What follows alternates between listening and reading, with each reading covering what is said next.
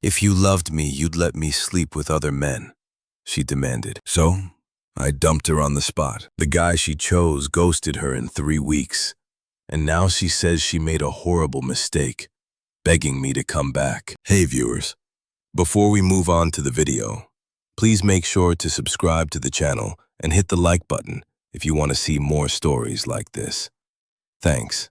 The ring was in my sock drawer, hidden inside a hollowed-out copy of The Count of Monte Cristo. It was a simple vintage-style cushion cut, the exact one she'd pointed at in the shop window 6 months ago, before she changed. If you'd asked me 4 weeks ago, I would have told you I was the luckiest guy in the world. My girlfriend Sarah and I had been together for 4 years. We had the kind of relationship people aim for, a comfortable, worn-in kind of love, built on stupid inside jokes forever memorialized as the Great Mustard Incident of 2022, and a perfectly synced Google Calendar. I'm an architect. I build things to last. I design foundations, support structures, and futures. I was doing the same with us. I had the ring. I had the 5-year plan. I even had a secret folder on my desktop with Zillow listings for houses just outside the city.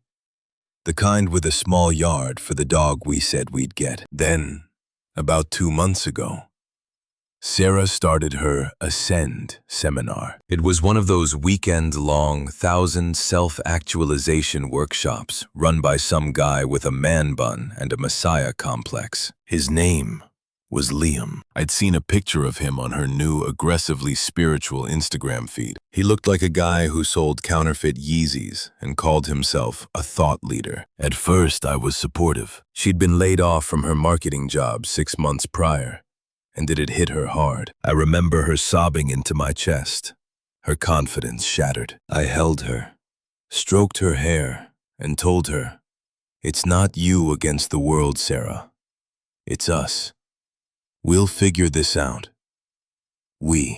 I paid the rent and bills for those months without a second thought, cooked dinner every night, and told her to take her time. So when she asked to use our savings for the Ascend seminar, I said yes. I thought it would help her rebuild. Instead, it started to dismantle us. The Sarah who came back was different. She was distant, and she spoke in a new, alien language. Everything was about energetic misalignment or holding space. If I asked a simple question like, "Did you take the trash out?"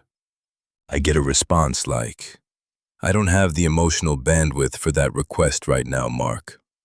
You need to respect my truth." I try to make her laugh with one of our old jokes, and she'd give me this pitying little smile as if I was a child she'd outgrown. "What's going on with you?" I asked her one night about a week ago. She sighed, a long theatrical put-upon sound. "I'm just on a different journey now, Mark. I'm discovering my authentic self. The work I'm doing with Liam, it's profound. You're just not evolved enough to get it." Not evolved. I repeated the words, feeling sour in my mouth. "I'm the guy who flosses your hair out of the shower drain. What's evolved mean?" She just shook her head, and that was that. A wall had been built between us, and she was on one side with her truth, while I was on the other, apparently with the trash. I figured it was a phase. I thought the real Sarah was still in there, and that the ring in my sock drawer would be the thing to bring her back. It was a Tuesday night. I'd gotten a promotion at work, a big one. I came home wanting to celebrate, maybe open that nice bottle of wine we'd been saving. I was thinking about the ring again, thinking maybe I should just move up the proposal. I walked in and she was on the sofa, bathed in the blue light of her phone, her thumb scrolling endlessly. "Hey," I said, dropping my keys in the bowl. "I've got great news, H." "Oh, cool," she said, not looking up. I'd cooked dinner, a pasta dish she used to call her favorite. I plated it, put it on the table, and waited. She didn't move. "Sarah, dinner's ready." She sighed, as if I just asked her to solve a complex algorithm. She put her phone down, screamed first, and sat at the table. She pushed the pasta around with her fork. So, my project got final approval. I started trying to inject some life into the room. The partners pulled me aside. "And Mark, she interrupted, her voice flat. I need to talk to you about my journey. I stopped, my fork halfway to my mouth. Okay, what about it? My journey, she said. And our relational contain. I blinked. Our what? Our apartment. Our relationship. Mark.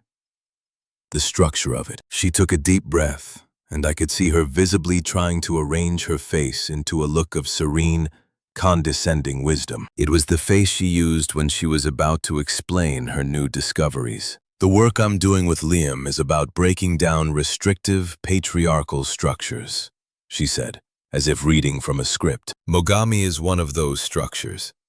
It's based in ownership and fear. It's not based in abundance. My stomach went cold. I put my fork down. Sarah, what are you talking about? I'm talking about my truth, she said, her voice gaining a bit of an edge. I've developed a deep and energetic and intellectual connection with Liam. He sees my true self. He's my guide in this. The air left my lungs. The great news I had, the promotion, the ring, it all just shriveled up and died. Are you? I had to force the words out. Are you asking me if you can sleep with him? She scoffed, a sharp, ugly, impatient sound. God, you're so reductive, Mark. It's not sleeping with him. It's an expansion. It's about me being allowed to explore all facets of my being without being caged. Honestly, it would be good for us. It would make me a better, more fulfilled partner for you. The logic was so twisted, so utterly self-serving, I couldn't speak. I just stared at her. I stared at the woman I'd held while she cried about a layoff, the woman I was planning to build a life with. And I felt nothing. It was like a switch had been flipped. The warmth was just gone. No, I said. My voice was quiet, but it cut through the room. What? The answer is no. That's a deal breaker, Sarah. I'm not evolving into that. Her Zen facade didn't just crack. It exploded. Her face, which had been set in that smug, serene mask, twisted into something ugly and furious. This was the real Sarah. The one who'd been hiding behind the buzzwords. This is exactly what I'm talking about, she snapped, her voice rising. Your insecurity, your control. You're trying to cage me. You're trying to own me just like you own this apartment.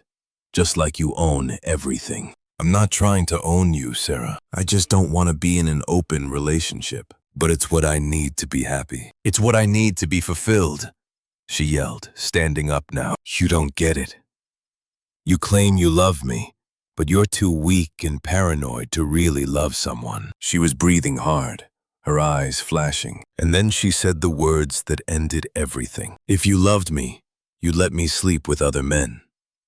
You'd want me to be happy. There was a long, ringing silence. The sound of the fridge humming rushed in to fill the vacuum. I looked at her. Really looked at her. The woman I loved was gone. She had been hollowed out and replaced by this arrogant, deluded stranger who was standing in my kitchen, demanding a hall pass like a teenager. She was still breathing hard, her chest puffed up with self-righteous anger, waiting for me to break, waiting for me to yell or cry or beg, waiting for the insecure man to prove her right. So I gave her the one thing she never saw coming. I smiled, a small, tight, sad smile. You're right, I said, my voice perfectly level. Her face instantly relaxed, shifting into a smug, victorious look. She thought she'd won. See, she said, her voice dripping with condescension. I knew you could understand. I knew you could evolve if you just... No. I cut her off. The smile was gone. You're right that I don't love this version of you. I don't even know this version of you. The woman I loved wouldn't need to hurt me to be happy. She wouldn't call loyalty a cage. So, we're done, Sarah. Her smugness vanished, replaced by a baffled, almost comical shock. What? She sputtered. What did you just say? We're done. Over. You're free. You can go expand and explore with Liam or whoever else you want. You can be as fulfilled as your heart desires, but you're not going to do it while living in my home and calling yourself my girlfriend. I stood up, walked to the closet, and grabbed my jacket and my gym bag, which was already packed from the morning. You're dumping me? She stammered, as if the concept was foreign. You're throwing away for years because you're insecure, because of one little request. I'm not insecure, I said, zipping up the jacket. I just have self-respect, and you just told me I'm not enough. You can't be serious. You're making a huge mistake. You made the choice, Sarah. You just didn't have the guts to call it a breakup. So I'll do it for you. I pulled my keys from the bowl by the door. I'll stay at my brother's. I want you out by the weekend. Leave your key on the counter. Mark, wait. She shrieked, the anger and panic finally mixing. You're just going to walk out? You'll be back. You'll be begging me to come back in a week when you realize what you lost. I paused at the door, one hand on the knob, and looked back at her. The pasta I'd cooked was getting cold on the table. The bottle of wine I'd bought to celebrate was still on the counter. The only mistake I made, I said, my voice dead calm, was wasting my money on the ring in my sock drawer. I didn't slam the door. I closed it quietly, clicked the deadbolt, and walked away. I heard her scream my name from the other side, a muffled, furious sound. I just kept walking and never looked back. The first few days were numb. I operated on a cold, clinical autopilot. I called my brother, who just said, "Her loss, man.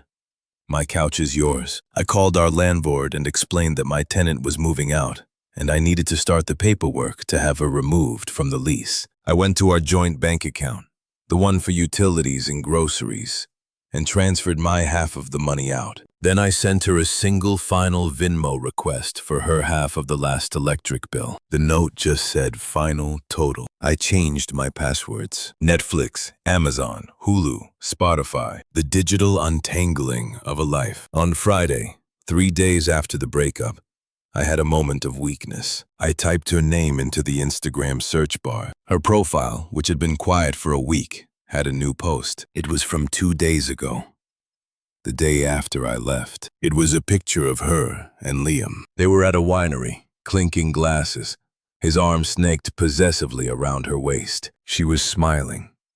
That same smug, enlightened smile. The caption was the final nail in the coffin. Finally embracing my truth with someone who isn't afraid of it. Sparkle. So blessed to be on this journey with a partner who understands that love isn't about possession. It's about expansion. Evolved. Ascend. Authentic. #my truth. It was a gut punch. I'd be lying if I said it wasn't to see my 4 years of loyalty and support discarded and mocked in less than 48 hours. It stung. But mostly I felt a profound sense of relief. It was validation. I hadn't lost her. I'd escaped her. I blocked her on everything. I blocked Liam. I blocked the Ascend seminar page. I scrubbed my life clean of her. The next day, Saturday, I went back to the apartment with my brother. She was gone. She'd left the key on the counter just as I'd asked. The place felt empty, but it felt clean. I spent the weekend clearing out her things. The half-used bottles of shampoo, the yoga mat she'd only used twice, the live, laugh, love sign she'd hung in the kitchen. I threw it all in trash bags. Then I went to the jeweler.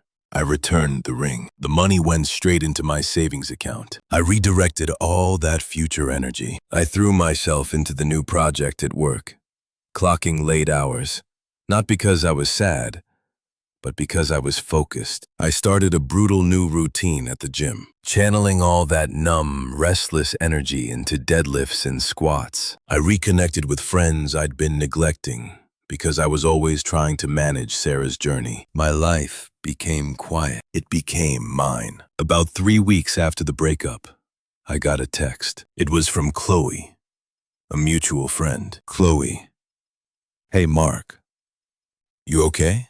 Haven't heard from you in a while." Me, "Hey Chloe, I'm doing really well actually. Thanks for asking. Focusing on work and hitting the gym. Hope you're good."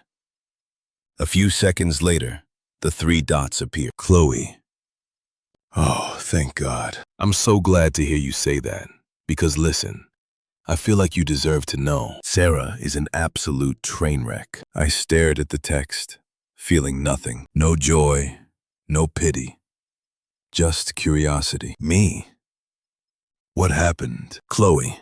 That Liam guy was a total fraud. He's married. Apparently, he does this to a new woman at every Ascend seminar. Got her to pay for a bunch of advanced spiritual coaching sessions, like thousands of dollars. Mark strung her along for 3 weeks and then just ghosted her, blocked her number, kicked her out of the program, and disappeared. Her new friends from the seminar all turned on her too, called her a homewrecker. She's broke, and she's been blowing up my phone all week. I read the message. I read it again. I thought I would feel something. Anger, vengeance, shot, and Freude. I felt nothing. It was like reading a news story about a stranger in another country. It was information, and nothing more. Me. That's a tough situation for her. I typed, then paused and added me. Anyway, are you and Mike still on for trivia next week? I think I can finally make it. For the first week after Chloe's text, there was nothing. Silence. I figured Sarah was too humiliated or too busy trying to find her next guide to bother with me. I was wrong. She was just regrouping. The first attempt was predictable. It started with a text from an unknown number. I hadn't blocked her, just deleted her contact. I decided with a kind of cold, clinical curiosity that I wanted to see the entire life cycle of this disaster. I wanted to watch the train wreck from a safe distance. Unknown. Hey, I was in my kitchen blending a post-gym protein shake. I looked at the text, didn't respond, and went back to the blender. 5 minutes later, another one. Unknown. I know you heard what happened. Can we please talk? I poured the shake into a glass and drank it. An hour later, the first crack. Unknown. Mark, I miss you so much. I was such an idiot. I saved the contact under a new name. Do not answer. The next day, she escalated. She couldn't get to me, so she tried to get to my guilt. Phase 2. The flying monkeys. I was at my desk, deep in the zone, finalizing a set of blueprints for the new project. My phone rang. Another number I didn't recognize. I assumed it was a contractor and answered professionally. This is Mark. Mark. Oh, thank God, honey. It's Carol, Sarah's mom. My blood went from room temperature to ice water in half a second. She had always been nice to me, but in that way, that felt conditional. That you're a good provider for my daughter. Kind of nice. Hello, Carol, I said, my voice flat. All professional warmth gone. Mark, I'm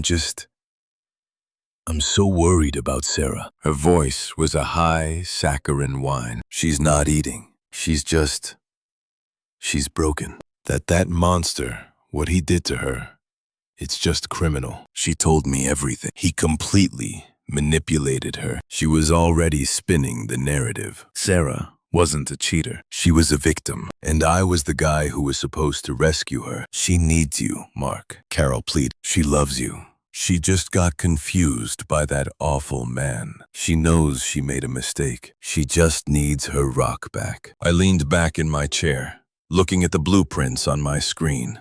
The solid, logical, predictable lines of a foundation. I'm sorry she's having a hard time, Carol, I said. My voice is cold and hard as concrete, but that is not my concern anymore. Our relationship is over. The fake sweetness evaporated instantly. Not your concern, she snapped, her real voice sharp and entitled, finally coming out. After everything we did for you, after we treated you like family, you're just going to abandon her when she's at her lowest, when she's been abused? What kind of man are you?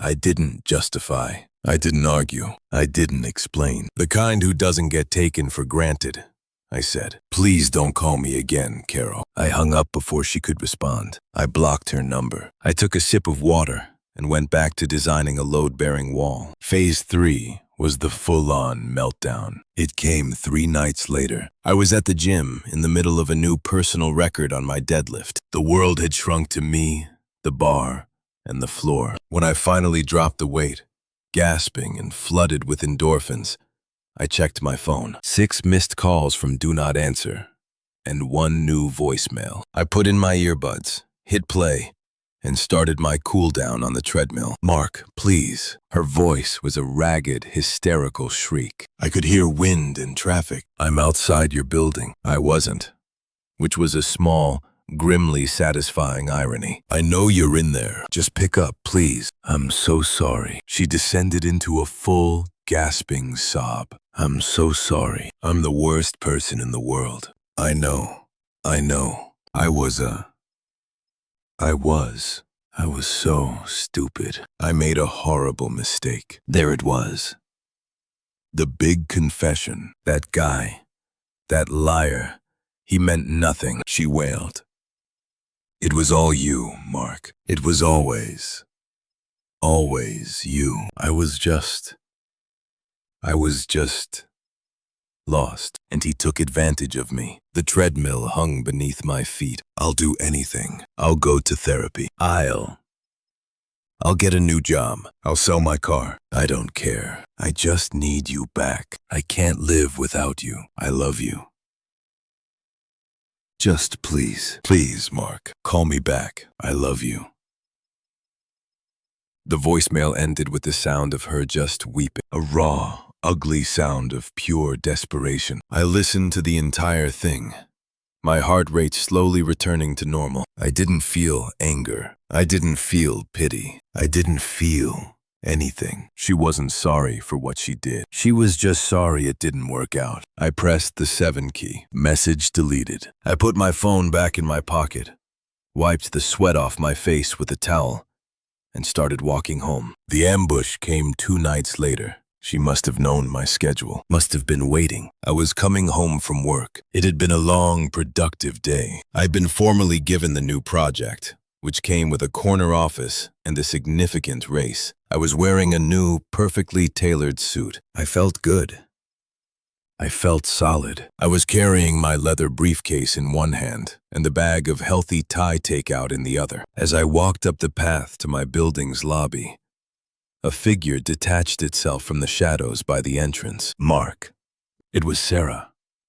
But it wasn't the evolved, glowing, smug Sarah from the winery photo. This Sarah was a wreck. Her hair was a greasy, unwashed knot on top of her head. She was wearing the same stained sweatpants and hoodie she'd probably been in for days. Her face was puffy, her eyes red-rimmed and bloodshot. She looked like the physical embodiment of a bad decision. The power dynamic of our entire 4-year relationship flipped on its axis in that 1 second. She looked at me in my new suit and saw everything she'd thrown away. I looked at her in her misery and felt nothing but the urge to get inside and eat my dinner. "Sarah," I said, my voice calm. I didn't stop walking, just sidestepped her to get to the key fob sensor. "You shouldn't be here. This is my building. You need to leave." "No, wait." She lunged and grabbed my arm, the one holding my briefcase. Her grip was weak, desperate. "Please, just look at me." "Mark, look at me." I stopped. I turned. I looked. "I'm looking, Sarah." "I'm a mess," she cried, fresh tears starting to spill. "I'm broken. Don't you even care? Look at what he did to me. Look at what he made me do." "No," I said, my voice quiet but absolute. "He didn't make you do anything. You did this."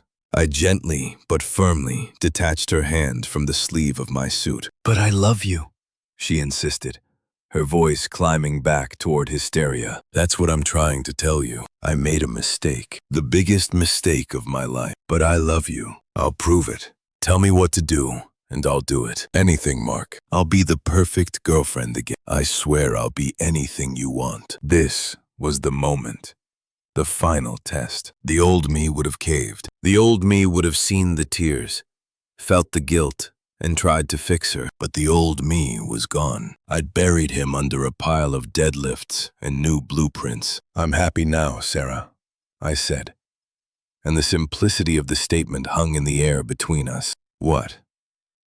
she whispered. "I care about my peace. I care about the life I've built since you left." I looked her dead in the eye, my voice devoid of all emotion. "What you're feeling isn't love. It's regret. And you're not crying because you miss me. You're crying because your plan B failed." She recoiled, as if I'd slapped her. "No, that's not true." "You already told me the test for love, Sarah," I said, cutting her off. "You gave me the rule. Remember? In our kitchen, you said if you loved me, you'd let me do what makes me happy." I gestured to my suit, to the secure glass door of the lobby behind me, to my life. "I'm happy now. My life is quiet. It's stable. It's mine. So if you ever loved me at all, you'll let me be happy." I turned my back to her and raised the fob to the sensor. "And you'll leave." I heard a sharp intake of breath behind me. The tears stopped. I knew what was coming. The zen was gone. The victim was gone. Now, finally, the true colors. You bastard," she hissed, her voice a low, venomous rasp. "You cold-hearted bastard. After everything, you're just nothing. You'll be alone forever. You're not evolved enough to love anyone." I didn't turn around. The sensor beeped, and the heavy glass door unlocked with a soft click. "Goodbye, Sarah." I walked into the bright, warm lobby. The door slid shut behind me, its lock engaging with a final, definitive thud. I didn't look back to see her standing in the dark. I didn't need to. I walked to the elevator, pressed the button for my floor, and pulled my phone out. I sent a text to my brother. "Thai food you in." By the time the elevator doors opened, she was already just a bad memory on the other side of the glass. Thanks for watching. Make sure to subscribe to the channel and hit the like button. What do you think about this story? Share it in the comments.